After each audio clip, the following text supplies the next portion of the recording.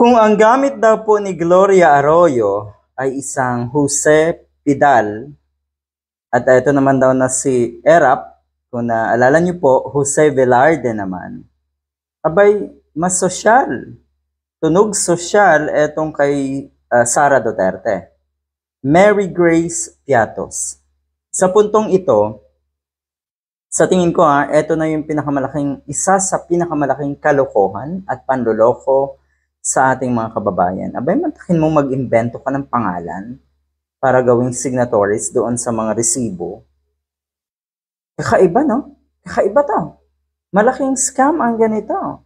Isang napakalaking scam ang ginawa na itong si Sara Duterte.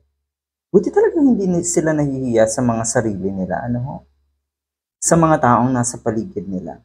At kung meron pang magtitiwala ng mga taong pwede natin sabihin na may dignidad pa, naku ay bagsak din sigurado ang dignidad niyo dyan. Pag dumikit nga daw kayo kay Sara Duterte, siguradong mapapariwara din kayo at mapapasama din talaga ang dignidad at imahe niyo. Kaya maigi pa iwasan nyo na ang mga katulad na ito. Malala po talaga ito. Unang-una, binaboy daw ng husto na itong sa Sara Duterte ang dalawang ahensya, ang OVP at syempre nga ang DepEd. Talagang nadamay. Nadamay yung mga ahensya na yan. Iniwan ni Atty. Leni Robredo ang OVP. Alam natin kung gaano kataas ang ratings, kung gaano kataas ang imahe ng OVP pagkatapos ng termino ni Atty. Leni Robredo. Pero biglang bagsak nung maupo na itong si Sara Duterte at natural pati ang DepEd.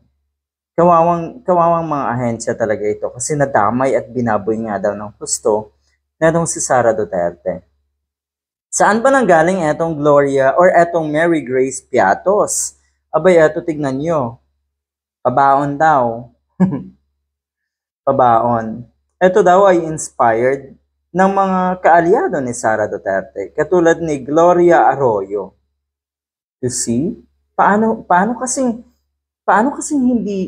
hindi kakapal ang mukha ng mga katulad ni Sara Duterte? Tignan niyo naman ang kanyang mga nasa parehong circle. Sina Arroyo, sina Marcoleta, 'di ba? Kinakampihan ng mga katulad ni Jinggoy at marami pang iba.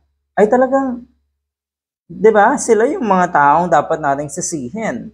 Kung bakit hindi man lang or nasisikmura pa na itong mga ito ang kanilang pinaggagawa at sila pa yung may ganang magalit, magmataas at maging arogante sa mga isyu nga na pinasasangkutan na si Sara Duterte. O ayan, kaya naman pala gumamit ng Mary Grace Piatos ay kasi nga na-inspired dito sa isang ito, dito kay Aling Maliit.